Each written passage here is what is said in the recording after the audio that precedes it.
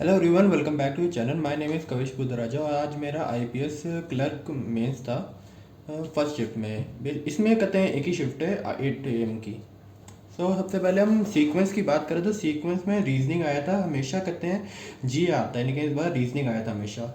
और रीजनिंग का लेवल की बात करें पहले, अगर तो लेवल कहते हैं इजी टू मॉडरेट ही आप मानिए, क्योंकि कहते हैं अगर जिन्होंने लास्ट ईयर पेपर दिया होगा और या लास्ट ईयर का पेपर देखा होगा तो उनको पता होगा कि लास्ट ईयर काफ़ी कहते हैं मॉडरेट पेपर था। इस साल कहते हैं काफ़ी इजी पेपर आया है उस हिसाब से रीजनिंग का। जैसे कि रीजनिंग में सबसे पहले डेटा सफिशिएंसी थी जो काफ़ी इजी थी, और रीजनिंग में 1 मार्क्स वाली 2 पजल्स आई थी जो कि काफ़ी इजी थी।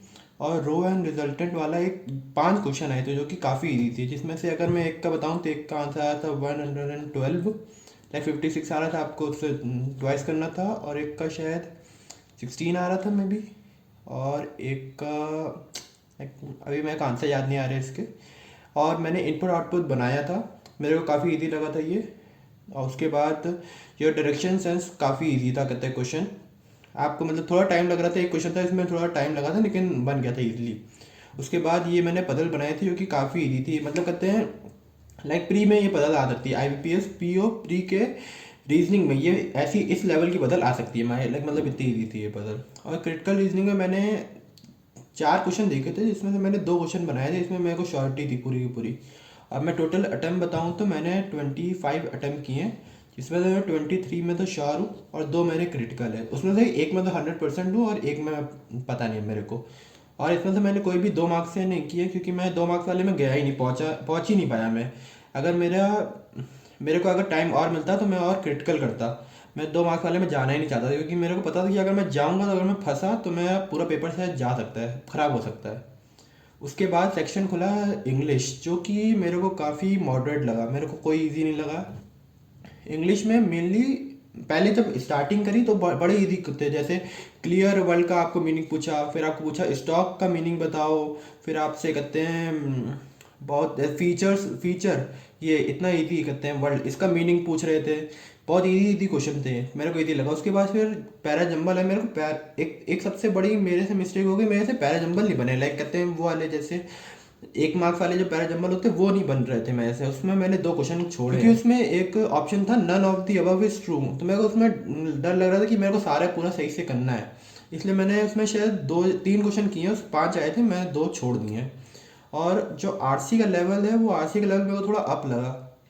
लाइक अगर मैंने जितने लाइक आरआरबी पीओ दिया है, आरआरबी क्लर्क दिया है, सब में इंग्लिश का आरसी का लेवल इसमें हाई था, क्योंकि इसमें जो आंसर थे वो डायरेक्ट नहीं थे। आंसर कहते हैं काफ़ी जैसे ट्रू एंड फॉल्स पूछ रहे थे, कैसे आपको पूरी आरसी पढ़ के आपको क्वेश्चन बताने पड़ रहे थे, आंसर आप ऐसे नहीं बता सकते थे। और मैं अपने अटैम्प्ट्स की बात करूँ तो मैंने अटैम्प्ट्स किए 27, जिसमें से एक भी क्वेश्चन एरर वाला नहीं है।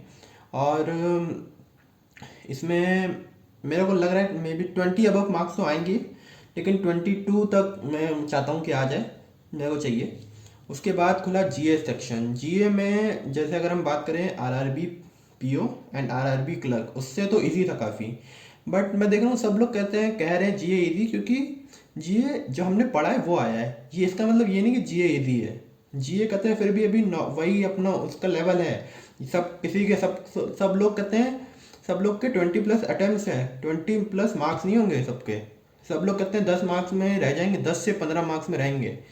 मैं लिख के दे रहा हूँ अभी से कि जब आप स्कोर कार्ड देखेंगे जिन्होंने क्लियर किया होगा उन लोग का भी ज़्यादा से ज़्यादा लोग का 10 से 15, 15 से 20, बस उस 20 से ऊपर ज़्यादा लोगों के नहीं जा रहे हैं। कुछ लोग के जाएंगे पर ज़्यादा लोग के नहीं जाएंगे। और इसमें अगर मैं क्वेश्चंस की बात करूं तो मेनली अगस्त मंथ से आए थे, और तो कुछ जून जुलाई के भी आए थे, और सितंबर का कोई नहीं आया था। सितंबर का बस एक क्वेश्चन आया था, इसमें वर्ल्ड कॉम्पिटिटिव इंडेक्स वो कहते हैं इससे आया था। सितंबर नहीं, सितंबर के भी एंडिंग में आया था, 30 तारीख को, 30 सितंबर को ये कहते हैं इंडेक्स पब्लिश हुआ था, तब आया था। मतलब ये 1 2 को हम लोग पढ़ते हैं तो उसका आया था ये क्वेश्चन, जो मेरे को लाइक मेरे को खाली ये पता था कि इंडिया की रैंकिंग 39 है। उन लोगों ने इंडिया की रैंकिंग दे दी, पूछा कि अब बताओ टॉप 5 में से कौन सा नहीं है इसमें, ये पूछ लिया उन लोगों ने। और अगर मैं इसके क्वेश्चंस की बात करूं तो मेरे पास कुछ क्वेश्चन है, लाइक जो मैंने किए हैं। इसमें 25 क्वेश्चन है टोटल ओवरऑल जो मैंने किए हैं, कि मतलब मैं अपना मार्क्स चेक कर रहा था कि मैंने कहते 25 क्वेश्चन किए हैं तो मेरे कितने सही हो रहे हैं। मेनली अब मेरे को 17 to 18 मेरे क्वेश्चन सही हो रहे हैं, एक मेरे को डाउट है। और एक मेरे को याद नहीं आ रहा मैंने ये एनपीएस वाला इसमें था कि मैंने क्वेश्चन किया है या नहीं किया, मेरे को यही नहीं याद आ रहा है ये किया है या नहीं किया है। एंड बाकी बाकी इसमें पेपर इजी था, जैसे ये एफ का कहते हैं हेडक्वार्टर, मैंने इतनी बार पढ़ा है कि पेरिस में फिर भी मैं इसमें रोम मार्क कराया, ये गलत मैंने ये कर दिया। उसके बाद जैसे ये हाईएस्ट वेटलैंड तो सब लोग ने गलत किया है, सब लोग ने यूपी मार्क किया है और आंसर है इसका गुजरात। इसका ITR 1 का मेरे को आंसर मेनली मिल नहीं रहा, मैंने इसका आंसर मार्क किया है 120 डेज, और शायद मे बी 90 डेज इसका आंसर है, टेलीग्राम ग्रुप में कह रहे थे। और लोटस ग्रुप में इसमें आंसर था ऑल ऑफ दी अबव। जो सीनियर सिटीजन जो स्कीम है उसमें जो स्पाउस की जो एज की लिमिट है वो क्या है, बेसिकली कोई लिमिट ही नहीं है, देर इज़ नो लिमिट, ये आंसर होगा उसका। और एक था ये हाउसिंग फाइनेंस कंपनी कहते हैं कितने % पब्लिक डिपॉजिट करने होंगे उनको 1 जनवरी 2025 तक, तो उसका आंसर था 14%। और ओलंपिक विनर में पूछा था कि कौन सा खेल किसका सही नहीं है, तो उसमें कहते हैं अमन शेरावत का नहीं सही था, क्योंकि वो रेसलिंग से है, और कहते हैं उसमें लिखा हुआ था बॉक्सिंग। और अब अगर हम बात करें कॉन्ट्स की, तो कॉन्ट्स का लेवल काफ़ी मतलब बहुत ज़्यादा ईजी आया था, लाइक RRB क्लर्क का जो लेवल है वो इससे ज़्यादा था कहते हैं IBPS क्लर्क से, क्योंकि जो उसमें लेवल इसमें मेनली क्या था, आपके पास जो वन लाइनर्स थे वो कम थे, इसमें वन लाइनर्स बहुत सारे थे। आपको 6 मार्क्स की नंबर सीरीज मिल रही थी, फिर 4 मार्क्स का क्वाड्रेटिक इक्वेशन मिल रही थी जो भी काफ़ी इजी थी।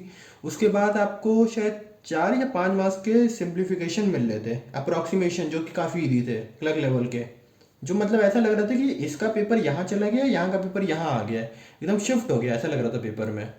और इसके बाद जो DIs थी वो भी काफ़ी इजी थी, मेनली जो थी कैसलेट वो काफ़ी इजी थी।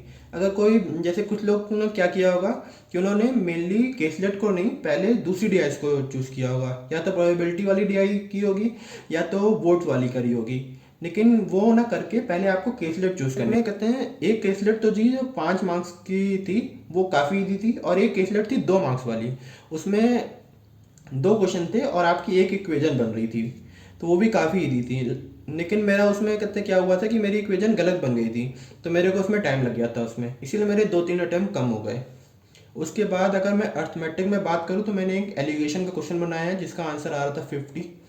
और अगर मैं बात करूँ वोट्स वाली DI की, तो उसमें मैंने 2 क्वेश्चन करे हैं, जिसमें से एक का आंसर मेरा आ रहा है CND, जिसमें मेरे को कंफर्मेशन नहीं है। अगर किसी ने वोट्स वाली DI की होगी तो प्लीज़ बता देना कि इसका आंसर CND आ रहा है या नहीं। और एक पार्टनरशिप का क्वेश्चन था, उसका आंसर आ रहा था CND, जो मैंने किया नहीं है लेकिन मेरे को पता है, कहते हैं ग्रुप वुप में बता रहे थे तो मैंने उसमें बताया बस। और अगर मैं ओवरऑल अटैम्प्ट बताऊँ तो मेरे इसमें है 34, जो कि मेरे को लग रहा है ओवरऑल सही है। और अगर मैं टोटल बताऊं तो मेरे रीजनिंग में बने 25, इंग्लिश में बने 27, एंड क्वांट्स में 34, एंड GA में 24, जिसमें से GA में मैं एक्सपेक्ट कर रहा हूँ कहते हैं 15 मार्क्स, जो अगर आ जाए तो बहुत अच्छी बात है। 15 कहते हैं मोर देन गुड, अगर आपके 15 मार्क्स आ रहे हैं GA में तो अच्छी बात है। डोंट थिंक कि अगर लोगों ने 36-37 क्वेश्चन किए हैं वो लोगों की एक्यूरेसी काफ़ी बिगड़ेगी। अगर 36-37 कर सकता था, क्योंकि मेरे को भी बहुत क्वेश्चन थे मैंने पढ़े हुए ही आए थे, ऐसा नहीं कि बहुत कहीं कहीं और से आ गए कि मैंने कहीं पढ़ा ही नहीं थे, तो वो कहते हैं मैंने ही पढ़े हुए थे, लेकिन कहते हैं मैंने वो मार्क नहीं किए, कहते हैं मेरे को बहुत ज़्यादा कन्फ्यूजन हो रही थी। सो ये मेरे ओवरऑल अटैम्प्ट्स थे।